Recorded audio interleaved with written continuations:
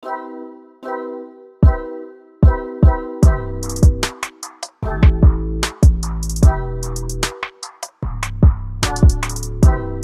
guys, kali ini saya mau sharing pengalaman saya memakai kamera Sony A7 Mark IV untuk bikin produksi konten video di YouTube. Kamera ini saya beli sebagai secondary kamera untuk melengkapi kamera utama saya yang lagi saya pakai, Sony A7S Mark III.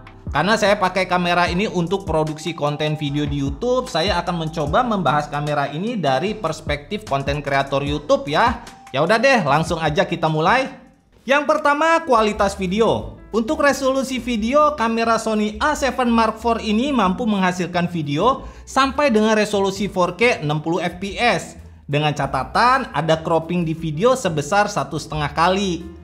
Ya, mirip-mirip kalau kalian pakai kamera APS-C seperti Sony A6600, Sony A6500, dan sejenisnya. Kalau buat saya sih nggak masalah, karena pada kenyataannya saya sangat jarang sekali bikin video slow motion yang butuh 60 fps. Tapi jika memang dibutuhkan, cropping 1,5 kali ini bisa diakali dengan menggunakan lensa yang lebih lebar. Kamera ini juga sudah mendukung 10-bit 422 yang bikin warna yang dihasilkan lebih pop up. Video 10-bit ini kerasa banget pas editing video, mudah untuk diedit warnanya. Kamera ini punya beberapa picture profile, tapi kebanyakan saya pakai S-Log3 karena punya karakter yang flat, dynamic range yang maksimal, dan mudah untuk di grading waktu editing. Grading video waktu editing punya sensasi menyenangkan buat saya. Itu seperti mewarnai gambar tapi pakai medium video. Pokoknya asik deh. Kalau males buat grading, kamera ini punya picture profile S-Cinetone yang katanya udah mirip kamera-kamera sinema Sony. Pokoknya menghasilkan video yang sinematik.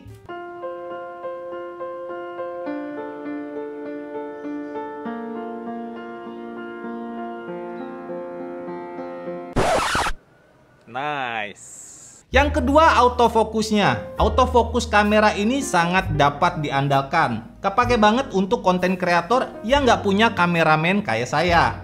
Fokusnya akan selalu ngikutin mata kita kemanapun kita gerak. Jadi ngurangin resiko video yang kita take itu out of focus. Kebayangkan kalau misalnya kalian udah bikin video panjang-panjang, tapi ternyata fokusnya lari-lari.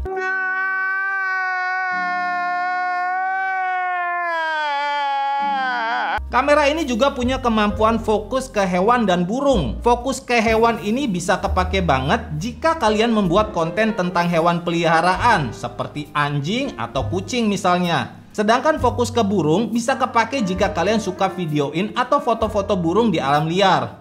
Bukan di kebun binatang ya, karena kalau di kebun binatang biasanya burungnya udah loyo dan malas gerak. Yang ketiga, file video yang mudah diedit. Ini adalah salah satu alasan utama saya pindah ke Sony ketika memutuskan upgrade ke kamera full frame. Sebelumnya saya adalah pengguna APS-C mirrorless Canon M50 untuk bikin konten video di YouTube. Tapi ketika saya melihat review kamera full frame Canon R5 dan R6, banyak sekali reviewer yang bilang kalau file video yang dihasilkan dua kamera tersebut sangat berat untuk diedit. Padahal sekarang saya cuma punya MacBook Air M1 2020 base model untuk ngedit video di Final Cut Pro X. Memang sih ada solusi pakai proxy. Tapi ketika kita bikin video dengan frekuensi yang sering, penggunaan proxy ini akan bikin proses editing video terasa melelahkan. Untuk format video, saya biasanya pakai XAVCS 4K dengan record setting 100MB 10-bit 422. Kenapa saya pakai settingan ini? Karena saya lihat di YouTube. Dan ketika saya coba, ternyata paling oke buat saya. Yang keempat, pilihan lensa yang beragam. Dari semua brand kamera yang ada di pasar saat ini, sepertinya cuma Sony yang punya pilihan lensa paling banyak. Baik untuk lensa natifnya yang premium dan non-premium, sampai lensa third party bikinan China yang harganya murah juga ada. Jadi kita bisa lebih fleksibel menyesuaikan dengan budget kalau mau beli lensa baru. Yang kelima, fitur-fitur pendukung. Kamera ini punya beberapa fitur yang asik menurut saya, seperti focus breathing compensation yang udah pernah saya tes di lensa Sony 20mm f1.8G. Jadi kamera ini bisa menghilangkan efek zoom in zoom out ketika kita lagi focusing.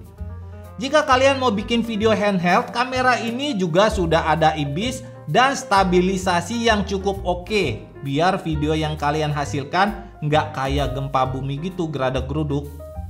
Kalau kalian mau bikin video di tempat gelap, kamera ini juga udah dibekali dual native ISO yang bikin video kalian tetap jernih walaupun menggunakan ISO tinggi. Kalau kalian pakai picture profile S-Log 3, second native ISO-nya akan aktif ketika kalian pakai ISO di 3200. Oke guys, sekarang kita bakal coba tes ISO performance-nya. Karena kamera A7 Mark IV ini dia base ISO-nya 800, sekarang saya pakai ISO 800 dengan bukaan f1.8. Sekarang udah jam 18:09 ya. Jadi kondisinya udah lumayan gelap.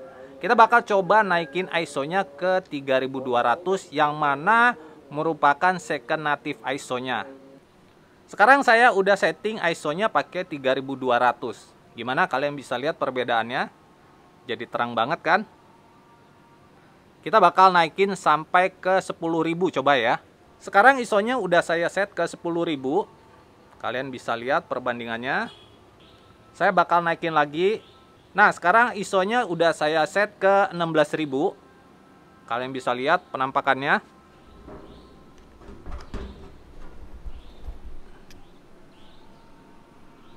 Udah kayak siang hari nih guys.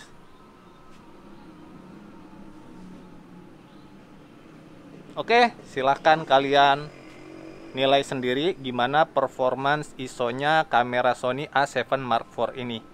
Harga kamera ini ketika saya beli itu sekitar 38 jutaan. Tapi kalau kita bandingkan dengan brand lain yang punya fitur seperti 5 poin yang udah kita bahas sebelumnya, kamera ini terhitung murah loh untuk kamera full frame baru di tahun 2022. Jadi kalau kalian adalah YouTuber yang memang sudah profesional di sini maksud saya adalah sudah menghasilkan uang yang cukup dan konsisten dari YouTube ya. Kamera ini bisa jadi pilihan untuk meningkatkan kualitas video di channel YouTube kalian. Rasanya kalau cuma bahas yang bagus-bagus nggak seru ya, karena buat saya semua kamera pasti ada kekurangannya.